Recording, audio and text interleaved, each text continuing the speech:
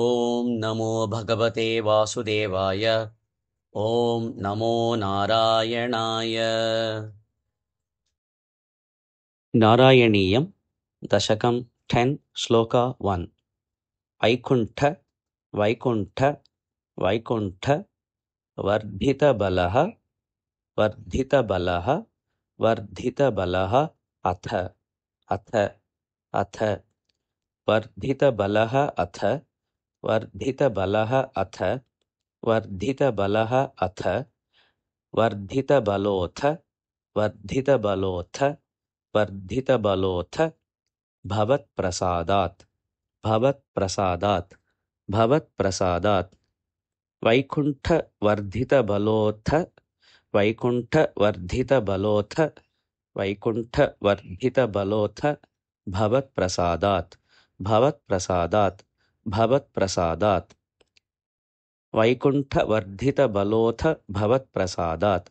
वैकुण्ठवर्धितबलोऽथ भवत्प्रसादात् वैकुण्ठवर्धितबलोऽथ भवत्प्रसादात् अम्भोजयोनिः अम्भोजयोनिः अम्भोजयोनिः असृजत् किल असृजत् किल असृजत् किल अम्भोजयोनिः असृजत् किल अम्भोजयोनिः असृजत् किल अम्भोजयोनिः असृजत् किल अम्भोजयोनिरसृजत् किल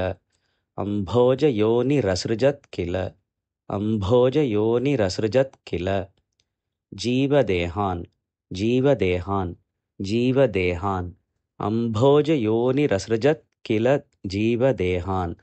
अम्भोजयोनिरसृजत् किल जीवदेहान् अम्भोजयोनिरसृजत् किल जीवदेहान् वैकुण्ठवर्धितबलोऽथ भवत्प्रसादात् अम्भोजयोनिरसृजत् किल जीवदेहान् वैकुण्ठवर्धितबलोऽथ भवत्प्रसादात् अम्भोजयोनिरसृजत् किल जीवदेहान् वैकुण्ठवर्धितबलोऽथ भवत्प्रसादात् अम्भोजयोनिरसृजत् किल जीवदेहान् स्थास्नोनि स्थास्नोनि स्थास्नोनि भूरुहमयानि भूरुहमयानि भूरुहमयानि स्थास्नोनि भूरुहमयानि स्थास्नोनि भूरुहमयानि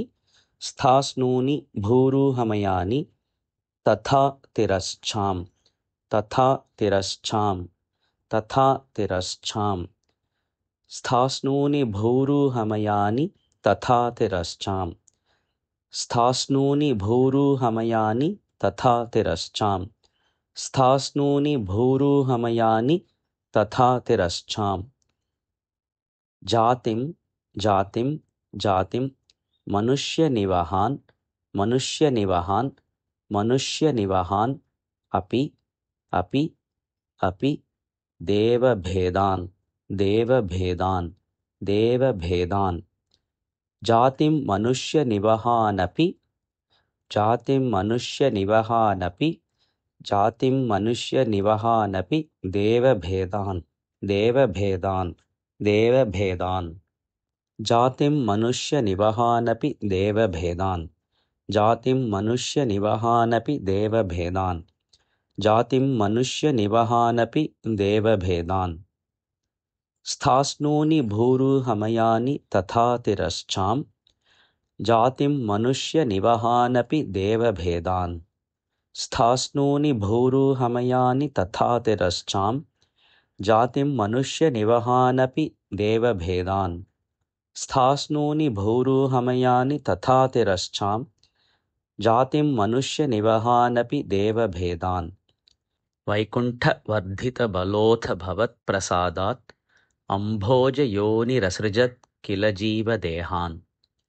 वैकुण्ठवर्धितबलोऽथ भवत्प्रसादात् अम्भोजयोनिरसृजत् किल जीवदेहान् वैकुण्ठवर्धितबलोऽथ भवत्प्रसादात् अम्भोजयोनिरसृजत् किल जीवदेहान् स्थास्नोनि भूरुहमयानि तथा तिरश्चां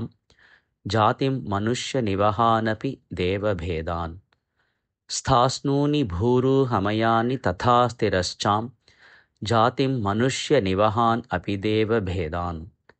स्थास्नूनि भूरुहमयानि तथा तिरश्चां जातिं मनुष्यनिवहान् अपि देवभेदान् वैकुण्ठवर्धितबलोऽथ भवत्प्रसादात् अम्भोजयोनिरसृजत् किल जीवदेहान् स्थास्नूनि भूरुहमयानि तथा तिरश्चां जातिं मनुष्यनिवहान् अपि देवभेदान् वैकुण्ठवर्धितबलोऽथ भवत्प्रसादात् अम्भोजयोनिरसृजत् किल जीवदेहान् स्थास्नूनि भूरुहमयानि तथा तिरश्चां जातिं मनुष्यनिवहान् अपि देवभेदान् वैकुण्ठवर्धितबलोऽथ भवत्प्रसादात् अम्भोजयोनिरसृजत् किल जीवदेहान्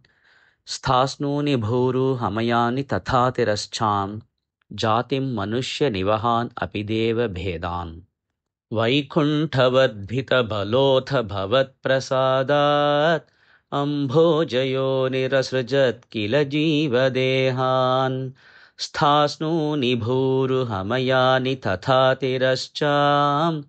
जातिं मनुष्यनिवहानपि देवभेदान् वैकुण्ठवर्धितबलोऽथ भवत्प्रसादात् अम्भोजयोनिरसृजत् किल जीवदेहान् स्थास्नूनि भूरुहमयानि तथा तिरश्चां जातिं मनुष्यनिवहानपि देवभेदान् वैकुण्ठवर्धितबलोऽथ भवत्प्रसादात् अम्भोजयोनिरसृजत् किल जीवदेहान् स्थास्नूनि भूरुहमयानि तथा तिरश्चां जातिं मनुष्यनिवहानपि देवभेदान्